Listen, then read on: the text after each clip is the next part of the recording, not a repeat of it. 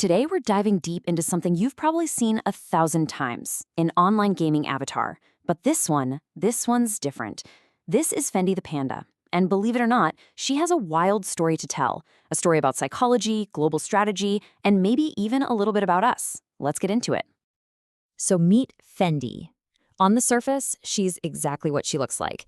A cute panda avatar in some online game. Pretty simple, right? But what if I told you that's just scratching the surface? That there's so much more going on here. I mean, what if this avatar is actually a really complex psychological tool? A mix of personal history, powerful cultural symbols, and yeah, even a little bit of global strategy. Let's peel back the layers. Okay, so first things first. It all starts with the person behind the screen. See, this isn't just a character in a game for her. For the player, Fendi is way more than that. She's a genuine extension of her own identity. And you don't have to take my word for it. The player herself put it perfectly. Fendi isn't an escape from reality. She's a bridge, a way to connect the little girl she used to be with the woman she is today. And, there's actually a term for this in psychology. It's called self-discrepancy theory. The basic idea is that we all have these different versions of ourselves floating around in our heads, who we actually are, who we'd ideally like to be, and we're constantly trying to close the gaps between them. The player is using Fendi to do exactly that.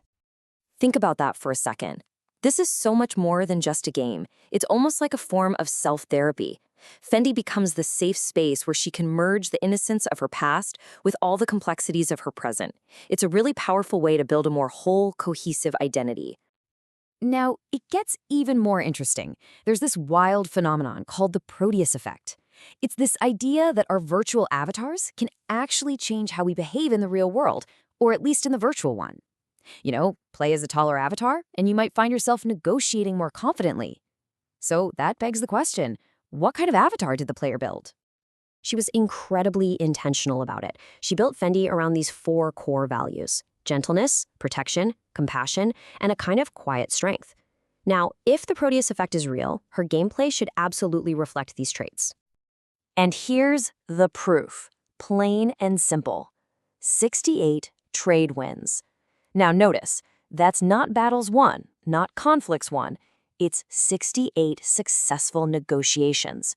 This one number tells you everything you need to know about her strategy. It's all about influence, not aggression.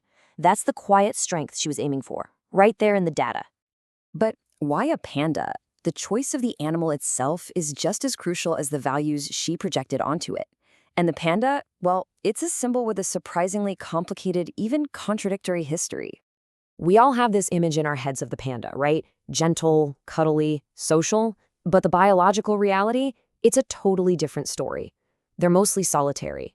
Their Zen calmness isn't some philosophical choice, it's because they have to conserve every ounce of energy just to survive on a diet of bamboo. And get this, they might look like fluffy herbivores, but they have the digestive system of a carnivore. So what's happening here? Well, it's something we humans do all the time. We project our own ideals onto the natural world. We take a biological limitation, the need to conserve energy, and we twist it into an admirable virtue, like quiet strength. We're not seeing the panda as it is, we're seeing it as we need it to be. And this projection isn't just personal, it's global. For centuries, literally centuries, China has used panda diplomacy as a form of soft power to build relationships, signal goodwill, and even secure trade deals. So, without even trying, the player's in-game strategy of influence perfectly mirrors a real-world geopolitical tactic.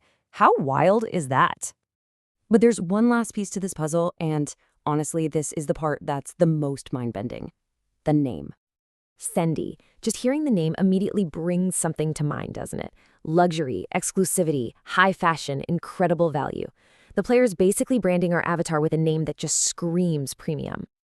But here's the giant, glaring catch. Fendi, the brand, built its empire on the fur and leather trade. It's a name that is completely intertwined with the very industry that poses a threat to the kind of animals she's chosen to embody. So what gives? This creates a massive contradiction. Why on earth would you name a protected animal avatar after a brand with a history so deeply rooted in the fur trade? It seems crazy. Well, the answer lies in the strange nature of the digital world itself. Online, symbols can be completely cut off from their real-world history. The name Fendi stops being about fur and just becomes a pure floating symbol of value. In this virtual space, the messy material history, it just doesn't matter. So, we have the theory, we have all these layers of psychology and symbolism, but does it actually hold up in practice? Does the gameplay data really support this complex identity she's built? Let's look at the numbers. Now, we could just look at these as a bunch of boring game stats on a spreadsheet. Or we could look at them as something more. What if we read them like chapters in a story? A story that proves the power of this identity she's so carefully constructed.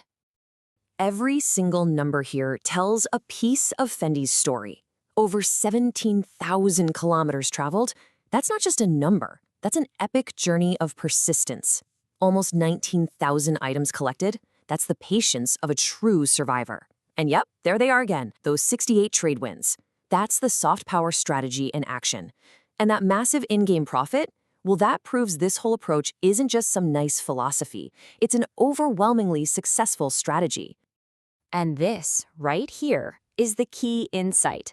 The player didn't just create an identity for Fendi and call it a day. She lived it, she played it. And the gameplay data, the cold hard numbers, they prove that it works. The numbers don't just reflect the narrative, they validate it.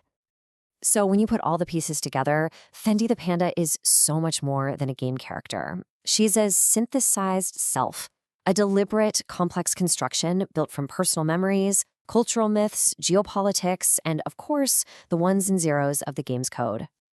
And really, that brings us to a final question for you.